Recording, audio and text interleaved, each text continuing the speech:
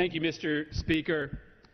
Mr. Speaker and colleagues, America is not broke. Previously, I called upon Chris Murphy to resign from the U.S. House and to step aside and get out of the race for the U.S. Senate.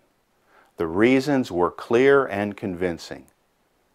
He broke his promise to us, and he violated his oath of office. Now, in a recent Democratic debate, Chris Murphy tried to identify what he thought were three middle-class issues. What happens if a member of the family becomes ill?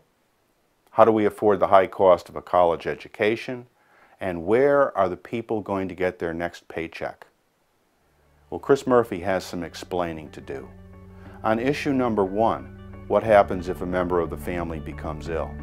How does he explain his support for Obamacare, which is going to create long lines at the hospitals and reduce and diminish the quality of medical care?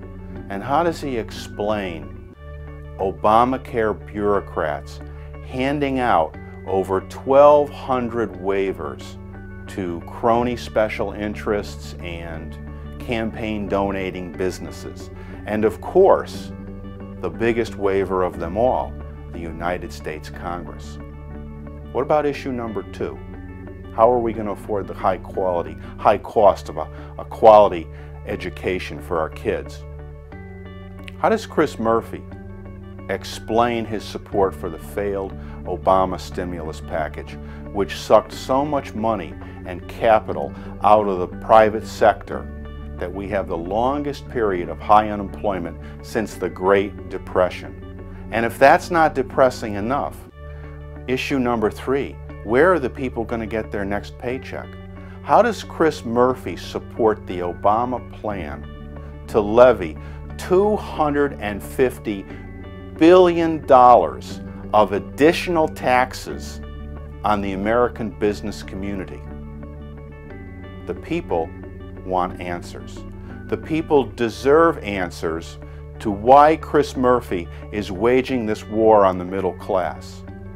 The fact of the matter is, he has no answers to explain his broken words, his broken promises, and his broken oath of office. That's three strikes. 3 strikes and you're out, Chris Murphy. He needs to resign from the House.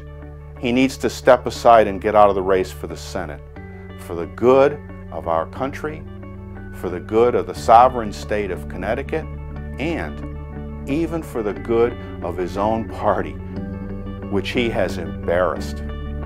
I'm Westby, and I approve this message.